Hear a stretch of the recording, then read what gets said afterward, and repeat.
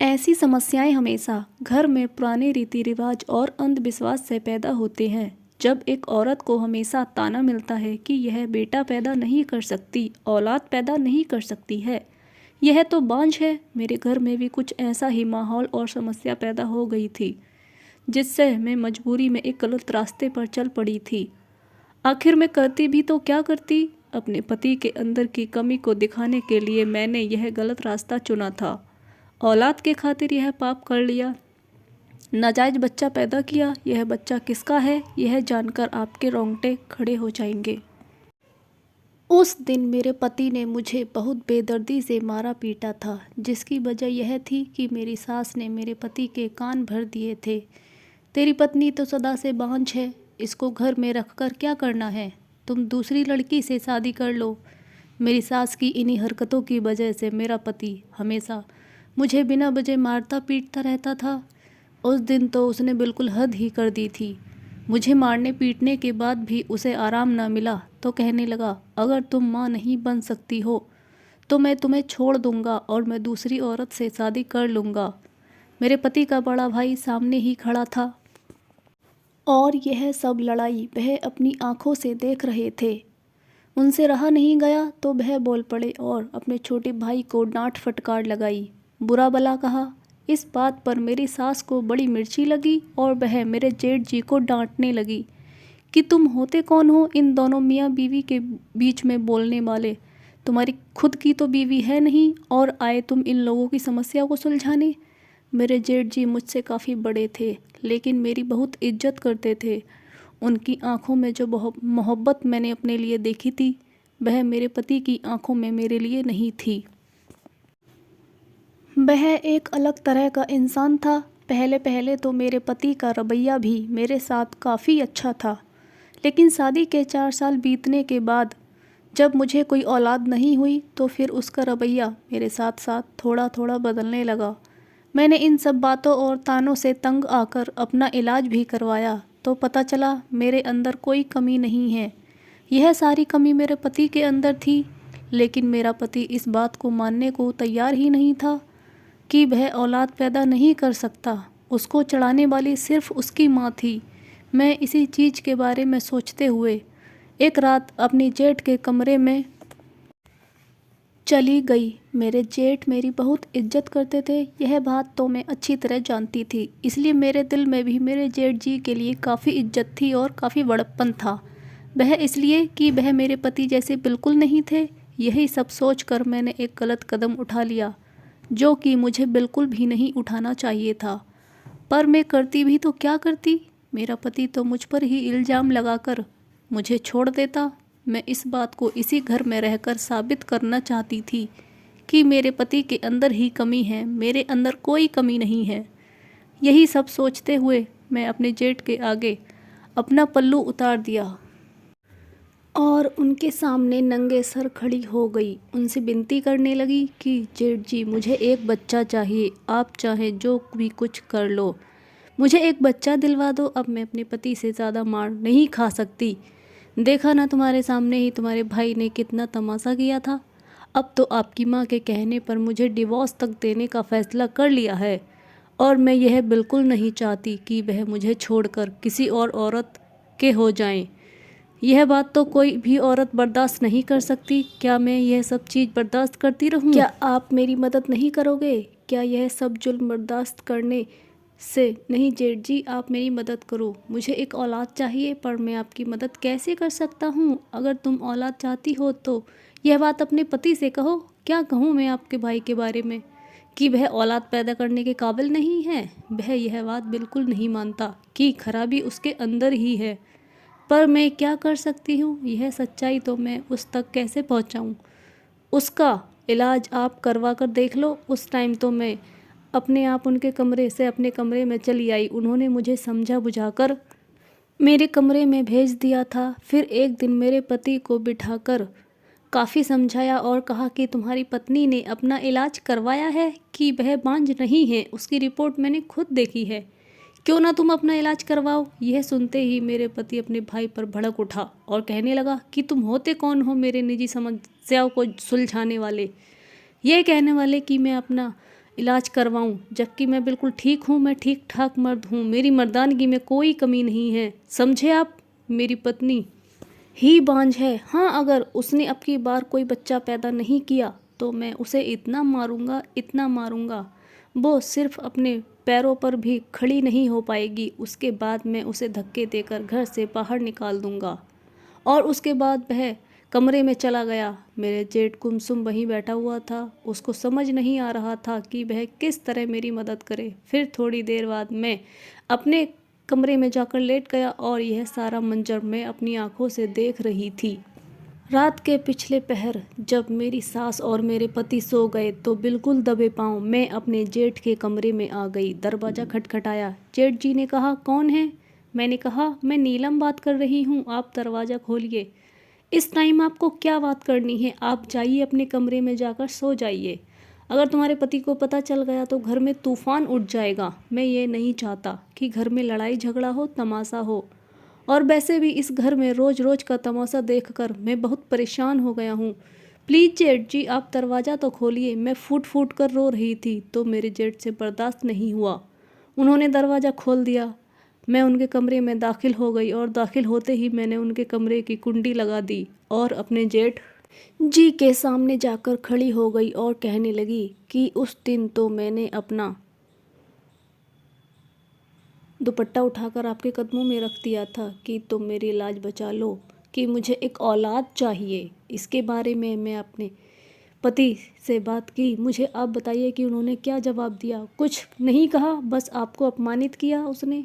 अब आप ही बताइए कि हमें क्या करना चाहिए। हाँ, लेकिन यह समस्या आपकी है, आप दोनों ही सुलझा लीजिए। क्या आपकी यह समस्या है कि आप रोज़ मुझे मार खाता देखें और मुझे अपमानित होता देखें? नहीं नहीं, मुझे यह सब बर्दाश्त नहीं होता। तुम्हारी तो क्या मैं किसी भी औरत को अपने सामने अपमानित होते हुए नहीं देख सकता, न मार खाता हुआ देख सकता हूँ। तो इसलिए तो कह रही हूँ, आप मेरे लिए कुछ सोचिए, मेरे लिए कुछ कीजिए। मैं इस घर से जाना नहीं चाहती। मैं अपने पति को यह जता देना चाहती हूँ कि कमी उसके अंदर है। मैं आपसे हाथ जोड़कर विनती करती हूँ कि आप मेरी मदद कीजिए। मैं क्या कर सकता हूँ तुम्हारे लिए नीलम, जो एक मर्द एक औरत के लिए करता है? क्या मतलब है आपका? मतलब तो आप समझ ही गए हैं कि मैं आपसे क्या कहना चाहती हूँ। आपके अंदर वह सारी खूबी है जो एक मर्द के अंदर होनी चाहिए। आप औलाद पैदा कर सकते हैं। मुझे आपसे एक औलाद चाहिए, लेकिन यह राज राज होगा। आपको अपने सीने में दबा कर रखना होगा और मुझे भी अपने अंदर ही यह राज दफन करना होगा। हमेशा के लिए मुझ पर आप एक एहसान कर दीजिए। नहीं नीलम नहीं, मेरे जेठ जी पीछे हटते हुए मुझसे बोले, यह सब बिल्कुल ठीक नहीं है, यह सरासर गलत है। मैं ऐसा नहीं कर सकता, यह एक नाजायज़ काम होगा। मैं तुम्हारा पति नहीं हूँ। फिर ठीक है, जब तुम्हारा भाई मुझसे मारपीट कर मुझे डिवोर्स देकर छोड़ देगा, आप मेरी बर्बादी देखकर खुश होना और मुझे यूं बिलखता हुआ छोड़ देना। यह कहकर मैं अपने कमरे में वापस जाने लगी। तभी उन्होंने मेरे कंधे पर हाथ रखा, मुझे अपनी तरफ खींच लिया और मैं उनके सामने ढेर हो गई और उनके कमरे में जाकर बच गई। एक औरत करती भी तो क्या करती। उनके साथ मैंने वह रिश्ता जोड़ लिया जो मेरे पति के साथ मेरा था। उस वक्त तो मुझे यह सब करना नहीं चाहिए था, पर मैं करती भी तो क्या करती। और यह सब तो मैं अपना घर बचाने के लिए कर रही थी, अपना परिवार संभालने के लिए कर रही थी। उस रात के बाद मैंने यह सब औलाद के लिए किया था। अब तो मेरी हर रात उनके साथ ही बीतती थी। आप मेरे पति के साथ टाइम बिताना मुझे बिल्कुल अच्छा नहीं लगता था, लेकिन मैं करती भी तो क्या करती। मैं यह राज खोल भी तो नहीं सकती थी और मेरे जेठ जी की भी पत्नी की कमी पूरी हो गई थी, क्योंकि उनकी पत्नी की मृत्यु हो चुकी थी। जो अपनी पत्नी को हमेशा याद करते थे, अब वह बिल्कुल खुश रहने लगे थे और इसी बीच में प्रेग्नेंट हो गई थी और यह खुशखबरी अपने पति को सुनाई कि मैं अब माँ बनने वाली हूँ। मेरा पति यह खबर सुनकर इतना खुश हुआ जैसे किसी कैदी की सजाए मौत की माफ़ी दी जाती है, वह कैदी खुश होता है। अब मैं अपने पति की यह खुशी देखकर बहुत खुश थी। उसने फिर से मेरे सारे नाज़ो नखरे उठाने शुरू कर दिए थे। मुझे किसी काम से भी हाथ लगाने को मना किया था, कहीं कोई समस्या पैदा ना हो जाए। वह हर टाइम मुझे लेकर बहुत सतर्क रहता था, हर टाइम मेरी हाजिर जवाबी में लगा रहता था और मेरी काफ़ी सेवा करने लगा था। और मेरी सास जो मेरी सबसे बड़ी दुश्मन बनी बैठी थी, वह भी अब मुझसे काफ़ी खुश रहने लगी थी और वह भी मेरा बहुत ख्याल रखने लगी थी। लेकिन अब मेरा दिल अपने पति के साथ तो बिल्कुल भी नहीं लगता था। मैं चुपके चुपके अपने जेठ जी को देखा करती थी और वह भी बड़े राजदार अंदाज से मुझे निहारते रहते थे। चुपके चुपके उनके दिल में मेरी मोहब्बत जाग उठी थी। यही मोहब्बत सिर्फ रात को ही दिखाते थे। यह बात तो मेरे पति को बिल्कुल भी मालूम नहीं थी। फिर हमारे घर में खुशी की लहर दौड़ उठी क्योंकि मैंने एक चाँद से बेटे को जन्म दिया था। मेरे पति को तो बहुत ज़मीन पर पैर ही नहीं टिक रहे थे। उन्होंने पूरे गांव में मिठाइयाँ बांटी, पर उसे क्या पता था यह बेटा तो उसका था ही नहीं, यह तो उसके बड़े भाई का बेटा था। मैं बिल्कुल चुप रही। अब तो मुझे सारी ज़िंदगी चुप ही रहना था। ज़िंदगी यूं ही बीत रही थी, मैं बिल्कुल चुप रही। मेरे पति के साथ में रिश्ता तो था जो घर के सबके सामने था, पर मेरे जेठ के साथ मेरा रिश्ता वह रात के अंधेरी रातों में होता था, जो किसी को कानो कान खबर ना थी। मुझे अपने जेठ की बाहों में काफ़ी अच्छा लगता था। उनकी बाहें मुझे काफ़ी अच्छी लगती थीं। बल्कि मैं उनकी पत्नी होती तो यह सब काफ़ी अच्छा होता, पर मुझे उसकी परवाह नहीं थी। मैं अपने जेठ की मोहब्बत में इस तरह खोती रही कि अब मेरे पति मेरी बहुत इज्जत करता था। मेरे पति को क्या मालूम था कि मैं उसके पीछे क्या गुल खिला रही हूँ, पर यह सब का जिम्मेदार तो वही था। यह अलग बात है कि अब एक पाप करने के बाद मैं उस पाप को बार बार दोहरा रही थी। फिर एक दिन मेरी ज़िंदगी में फिर से वही दुख भरा पल आ गया, जिसका मैंने कभी सपने में भी नहीं सोचा था। मेरे जेठ जी की मृत्यु हो चुकी थी और यह राज वह अपने सीने में लेकर इस दुनिया से चला गए थे। पर मुझे अब अपने पति को सारा सच बताना पड़ा। और आप लोग भी सोच रहे होंगे कि यह सब कैसे हुआ। तो हुआ कुछ ये था कि मेरा बेटा अपने बाप का बहुत लाडला था। उसके मुंह से निकलते ही बात वह उसे पूरा कर दिया करता था। और वह एक दिन काफ़ी बीमार पड़ गया था। तब उसका ऑपरेशन होना था और उस ऑपरेशन में ब्लड चाहिए था। मेरे जेठ की मृत्यु एक बीमारी के दौरान हुई थी। उनको भी ब्लड चाहिए था, तो उनका डीएनए हम लोगों को अच्छे से मालूम था और उस बच्चे का डीएनए भी, उन दोनों का डीएनए मैच हो रहा था। तो डॉक्टर ने यह राज खोल कर रख दिया कि यह तो मेरे जेठ का बच्चा था, और मैं भी यह सच बता दिया था। और मेरा बेटा और बिल्कुल सेहतमंद हो गया और ठीक भी हो गया था। लेकिन यह राज तो सबको पता चल गया कि मेरे जेठ से मुझे और भी बच्चे पैदा हुए थे। वह तो बेटियां थीं, और मेरे पति ने फिर उन बेटियों का भी डीएनए रिपोर्ट करवाया, तो उसे मालूम हुआ कि वह बेटियां भी मेरे जेठ की ही हैं। जब यह बात खुलकर सामने आई तो मैंने सबको सच सच बता दिया कि मजबूर होकर मैंने यह काम किया था। और आपकी माँ ने कहा था कि कमी मुझ में है, तो मैंने यह बात साबित कर दी कि कमी मुझ में नहीं, कमी आप में है। हाँ, रास्ता गलत था जो मैंने अपनाया था, पर वह आदमी तो अब इस दुनिया में नहीं है, तो उस बात का कोई फ़ायदा नहीं है। और तुम्हारी तो समाज में नाक कट जाएगी, तो तुम्हें भी शोर मचाने की कोई ज़रूरत नहीं है, और तुम्हारी माँ की भी नाक कट जाएगी। तुम एक नामर्द इंसान हो कि तुम बांझ हो। अब तो तुम यह मान लो कि तुम एक नामर्द हो और एक बांझ हो, और यह कमी सारी तुम्हारे अंदर है। मेरा पति सर झुकाकर यह सब सुन रहा था, और मेरे बच्चे भी सब कुछ सुन रहे थे। फिर मेरी सास ने जल्दी से अपना रंग बदला और जल्दी से मेरे पाँव पर गिर गई कि तुम मेरे घर की लाज बचा लो। इस घर की बात को घर में ही रहने दो, बाहर मत जाने दो, नहीं तो मेरे बच्चे की कोई इज्जत नहीं रह जाएगी।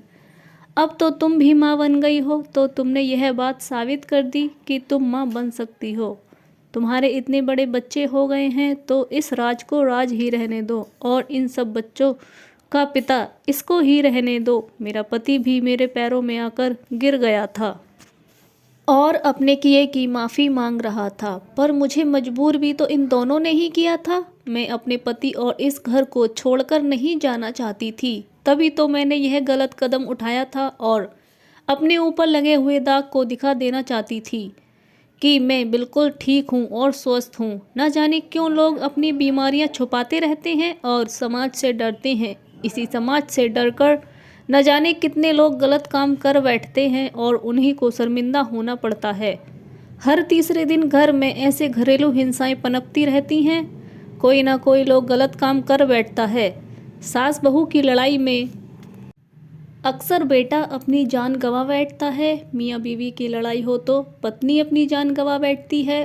तो घर में इस तरह की समस्या ना पैदा करें। जिसमें कमी है वह अपनी कमी को स्वीकार करे और घर की समस्याओं को खुद ही सुलझाएं, ताकि कोई गलत कदम ना उठाना पड़े और समय रहते सही एक्शन ले लेना चाहिए।